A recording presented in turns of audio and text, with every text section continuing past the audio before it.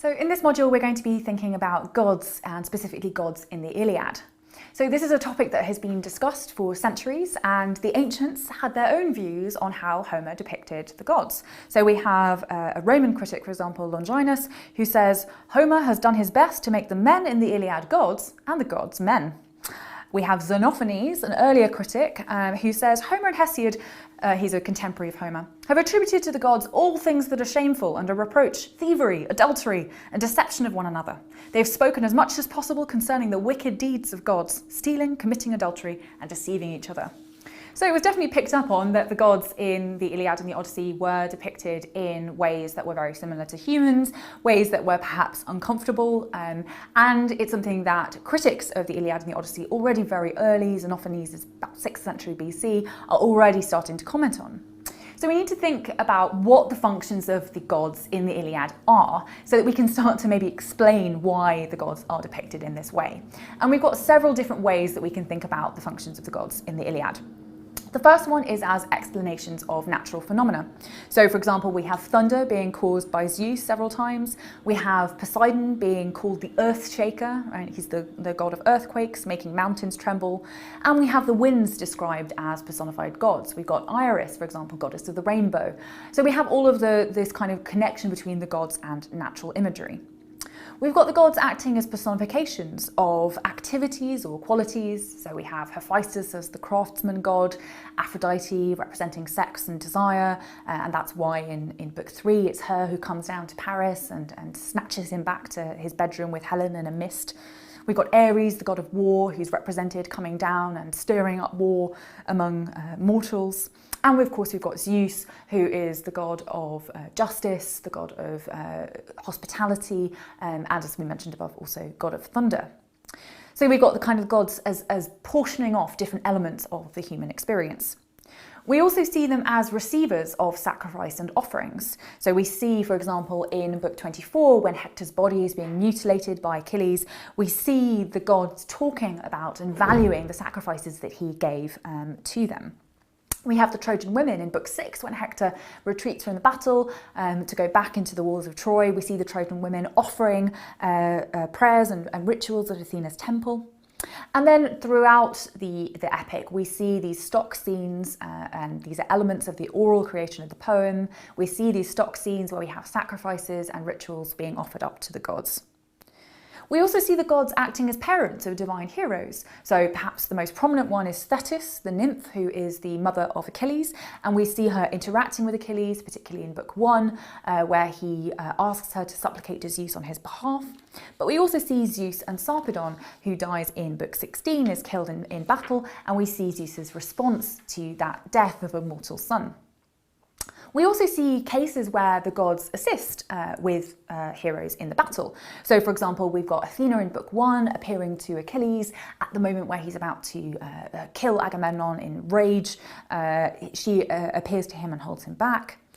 We have, for example, I mentioned Aphrodite snatching Paris from the duel to save his life. We have Apollo giving the bow to Pandarus in book 2, which is the bow that eventually will then culminate the truce that happens in book 3.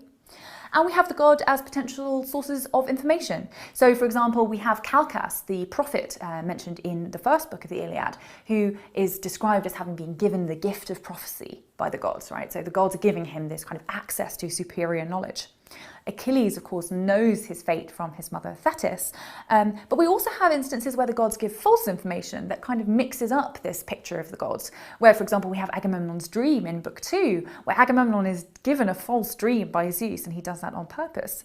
And we also have moments where the gods aren't omniscient, and my favourite example of this is in book 14, when Hera seduces Zeus to get him off the battlefield, and Zeus falls asleep.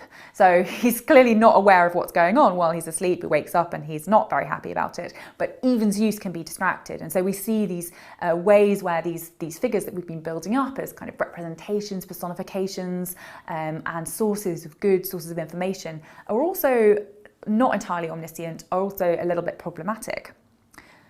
And this kind of continues into this kind of polyvalent, ambiguous representation of the gods in the fact that Zeus is represented as the source of good and evil in human affairs. So the gods aren't unambiguous sources of a perfect life, and if you make lots of sacrifices to them, they'll be happy with you. But there's both of these, and this is a famous passage where Achilles describes the two jars or the urns standing in Zeus's palace, and he says they contain the experiences that he grants to mortals. One holds blessings, the other's ills. Those who receive a mixture of the two meet with good and ill, but those whom the thunderer only serves from the jar of ills become an outcast, driven over the face of the earth by despair. So it seems like there's not much rationale for why you get good or evil. It's just kind of handed out on an allotment basis. And we get that, for example, when we see the specific skills or strengths that are given to individuals, like Achilles, who's given the strength of the skill of swift running and of strength and superiority in battle. We have Ajax's size specifically mentioned as something that was granted to him by the gods. And Paris's good looks as being given to him by Aphrodite. So we have the gods granting favours, but they're giving them at random, they're giving them to different people, and there's not a particular rationale for who they're giving them to and why. We also have some examples where humans are claiming the gods as explanations of human psychology. So in book 19, for example, we have Agamemnon saying that it wasn't his fault that he took away Briseis from Achilles, but that he was caused to go mad by Atta, the daughter of Zeus, madness. So we get humans blaming the gods. And we also then get the gods sometimes being described as sources of morality and of justice. So, for example, we get Apollo being invoked to punish the loss of Chryseis in book 1, and that's the reason for the plague. We get Zeus being evoked to avenge bad deeds. And we get the gods disapproving of excessive or violent behaviour. So if we think of the violation of Hector's body in book 24, and it's the gods who step in and try and right that. So we can see that the gods are seen in relation to humans. They're definitely engaging in human activity. They are being supplicated to by humans, and they have human elements, but they're also in many ways not human, and that's the kind of strange otherness to them as well as similarity. So we need to think about why we have that otherness, and this goes back to thinking about the quotes that I read out at the beginning about the gods being like men and the men like gods. Well, I think that one purpose in the epics is to look at the differences and the similarities between mortals and immortals. So we have that contrast running through the epic of the difference between the deathless, beautiful, carefree, all-powerful gods and then the suffering, desperate, time-limited mortals. So where we have these formulas, where we have the blessed gods and wretched mortals, these are not meaningless formulas. These are formulas that are enhancing our understanding of the cost of war and the pathos that these mortals are going through. We also have the gods used as a literary device. They are acting as an audience to look down at mortals, and in terms of the kind of poetics, that's a really interesting poetic device that allows us as the audience of the poem, remember that it would initially have been listened to kind of have that vision, that panoptic view. We see the gods being selfish, childish, arbitrary, but also terrifying at the same time. For example, we have that plague brought by Apollo. And we have moments where the gods even laugh at suffering. So we have, for example, Hephaestus' lameness in book 1, where all the gods laugh at him. And so I think we have to kind of step back and say these are gods who, yes, they're acting as a poetic role. They're acting in a role thematically to look at the difference between mortals and immortals. But if we think about the scheme, the divine scheme of the epic, do the gods care at all? Do they really care about mortals? And I think that there's an ambivalence there that we're led to not be entirely sure whether they do. So there's a problem here, a deep problem in the divine scheme of epic, that we have a lot of different models of the way that scheme can play out. We have individual gods who have favourites, perhaps they're even parents to mortal heroes who are acting of their own accord. We have moments where Zeus acts as father of the gods and he reins in the gods, exerting control. So for example, in book 1, we have Zeus threatening Hera, holding her back. And at moments throughout the epic, he tells Hera and Athena to hold back from supporting the Greeks. We have Zeus as the giver of good and evil, where we have that kind of arbitrary handing out of good and evil without a real pattern, as we saw in Achilles' model of the urns and the jars. And then we have this kind of strange concept that is kind of brought in occasionally of fate, where we have the idea of fate being predetermined and even controlling Zeus, the father of the gods. And we get this, for example, in book 22, at this very key moment where Hector is about to die, about to be killed by Achilles. And we have the moment where Zeus, who's called the father, lifts high his golden scales. And he set therein the two fates of grievous death, one for Achilles and one for horse-taming Hector. And he grasped the balance by the midst and raised it, and down sank the day of doom of Hector, and he departed to Hades. So there is not Zeus making the decision, he's holding up his scales, and it's actually fate that is making that decision. And that kind of adds a whole other element into the epic that is just kind of hanging in the background, and we're not entirely sure about how all of those different elements go together. So we're left with a huge number of questions. Are the gods moral? And should they even be seen as moral? Can we expect it of them in that context?